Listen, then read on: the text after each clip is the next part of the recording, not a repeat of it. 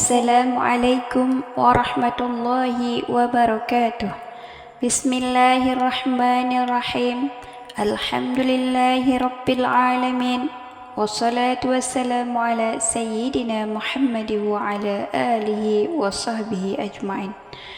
Allahumma salli ala sayyidina Muhammad wa ala ali sayyidina Muhammad.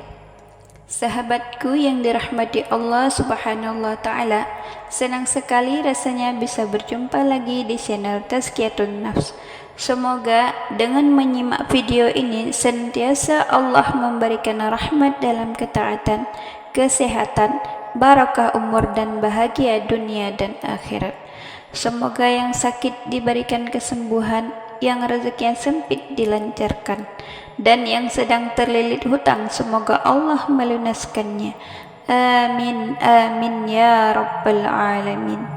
Allahumma salli ala sayyidina Muhammad wa ala ali sayyidina Muhammad. Sahabatku yang dirahmati Allah, pada kesempatan video saya kali ini saya akan menyampaikan tentang ciri-ciri rumah yang sering dikunjungi oleh para malaikat. Dalam Islam, rumah tak hanya dijadikan sebagai tempat tinggal, namun para penghuninya diusahakan selalu menjalankan amalan-amalan kebaikan. Hal ini agar rumah jadi tempat yang sering didatangi oleh para malaikat. Kehadiran para malaikat di dalam rumah tentu membawa berkah dan rahmat dari Allah Subhanahu wa Ta'ala. Hal ini karena malaikat itu ditugaskan oleh Allah Subhanahu wa Ta'ala untuk mengunjungi rumah-rumah umat muslim. Akan tetapi, malaikat tak asal berkunjung ke semua rumah manusia. Hal ini dilakukan malaikat jika di dalam rumah tidak diisi dengan kebaikan dan ketakwaan kepada Allah Subhanahu wa Ta'ala. Lalu, apa sajakah ciri-ciri rumah yang sering dikunjungi oleh para malaikat? Simak selengkapnya pembahasan berikut ini. Rumah yang sering didatangi malaikat adalah yang di dalamnya terdapat berbagai aktivitas yang disukai oleh para malaikat. Tak hanya menjadi pendamping dan penjaga, malaikat juga turut berdoa dan bersalawat di samping umat muslim yang mengerjakan amalan-amalan ibadah. Berikut ini ciri-ciri rumah yang sering dikunjungi oleh para malaikat. Yang pertama, penghuni rumah yang sering berzikir. Apabila kita sering berzikir di rumah, hal ini membuat para malaikat senang untuk berkunjung.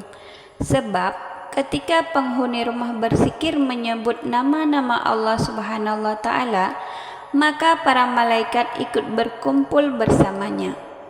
Dari Abu Hurairah radhiyallahu anhu bahwa Rasulullah sallallahu alaihi wasallam bersabda, suatu kaum tidak duduk dalam suatu tempat untuk berzikir kepada Allah kecuali mereka dikelilingi oleh para malaikat dan diliputi rahmat, dan Allah menyebut mereka termasuk orang-orang yang ada di dekatnya. Yang kedua, penghuni rumah yang senang membaca Al-Quran. Selain berzikir, rutin membaca ayat-ayat suci Al-Quran juga disukai oleh para malaikat.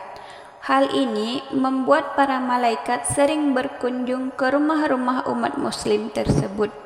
Berdasarkan hadis riwayat Ibnu Sirin Rasulullah sallallahu alaihi wasallam bersabda, sesungguhnya rumah yang di dalamnya dibacakan Al-Quran, maka lapanglah penghuninya.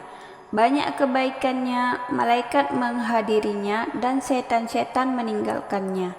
Sebaliknya, rumah yang tidak dibacakan Al-Quran, maka sempitlah penghuninya. Sedikit kebaikannya, malaikat meninggalkannya dan setan-setan mendekatinya. Sebaliknya, suasana rumah akan menjadi kelam dan dijauhkan dari rahmat Allah Subhanahu wa Ta'ala. apabila para penghuninya jarang membaca Al-Quran. Nabi Muhammad sallallahu alaihi wasallam bersabda, sesungguhnya orang yang di rongganya tidak terdapat sedikit pun Al-Quran adalah seperti rumah yang rusak. Hadis riwayat Ahmad At-Tirmizi. Kemudian yang ketiga, penghuni rumah yang selalu mendirikan salat. Dalam Islam, salat merupakan tiang agama bagi umat muslim. Agar rumah sering dikunjungi oleh para malaikat, maka sebaiknya seluruh penghuninya wajib mendirikan salat wajib atau salat sunnah.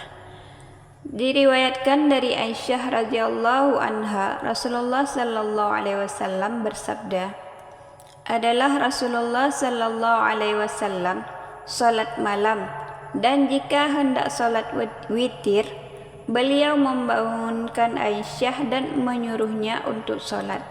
Hadis riwayat Muslim. Hendaklah di dalam rumah disediakan mihrab atau tempat salat sebagai tempat khusus untuk mengerjakan salat, sebagaimana anjuran ini disyaratkan dalam firman Allah Subhanahu wa taala surat Ali Imran ayat 39, yang artinya, kemudian malaikat Jibril memanggil Zakaria sedang ia tengah berdiri melakukan salat di mihrab. Sesungguhnya Allah menggembirakan kamu dengan kelahiran seorang putramu, yaitu Yahya, yang membenarkan kalimat yang datang dari Allah, menjadi ikutan, menahan diri dari hawa nafsu, dan seorang nabi termasuk keturunan orang-orang soleh. Dalam hadis lain dari Abu Hurairah, Nabi Muhammad sallallahu alaihi wasallam bersabda, di tengah-tengah kalian ada malaikat yang silih berganti bertugas mengiringi kalian di waktu malam dan siang hari. Mereka bertemu ketika waktu salat asar dan waktu salat subuh.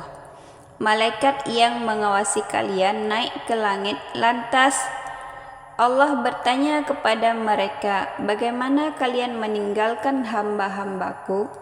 Para malaikat menjawab, kami tinggalkan mereka sedang mereka tengah mendirikan salat, dan kami datangi mereka sedang mereka mendirikan salat. Yang keempat, penghuni rumah yang sering berkumandang azan.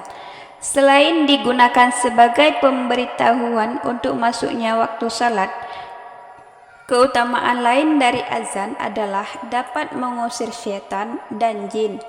Diriwayatkan dari Abu Hurairah radhiyallahu anhu, ia berkata bahwa Rasulullah sallallahu alaihi wasallam bersabda, apabila azan dikumandangkan, syaitan lari terbirit-birit sehingga ia tidak mendengarkan azan.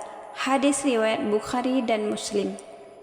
Setiap azan yang berkumandang akan didengar oleh semua makhluk sejauh suara kita, dan tidak terkecuali pula para malaikat-malaikat Allah Subhanahu wa taala. Dalam suatu hadis lain, Rasulullah sallallahu alaihi wasallam bersabda, seorang muadzin diampuni sejauh suaranya dan menyaksikan untuknya setiap yang basah dan yang kering. Hadis riwayat Ahmad, Abu Dawud, Nasa'i, Ibnu Hibban, dan Ibnu Majah. Pengertian setiap yang basah dan yang kering adalah memuat segala sesuatu yang ada di alam raya, karena tidak ada sesuatu pun di alam ini yang bisa lepas dari salah satu sifat keduanya. Apabila kamu sedang sendirian di rumah dan merasa khawatir akan gangguan syaitan yang terkutuk, maka tak ada salahnya mengumandangkan azan di dalam rumah. Kemudian yang terakhir, penghuni rumah yang sering membaca salawat. Rumah yang penghuninya sering bersalawat juga senang dikunjungi oleh para malaikat. Salawat bisa dilakukan setelah salat ataupun sebelum berdoa. Mengenai salawat, Allah Subhanahu wa taala telah berfirman dalam surat Al-Ahzab ayat 56 yang artinya, sesungguhnya Allah dan malaikat-malaikatnya bersalawat untuk Nabi. Hai orang-orang yang beriman, bersalawatlah kamu untuk Nabi Muhammad dan ucapkanlah salam penghormatan kepadanya. Salawat juga bisa dibaca ketika umat muslim menyebut, mendengar, dan menulis nama beliau.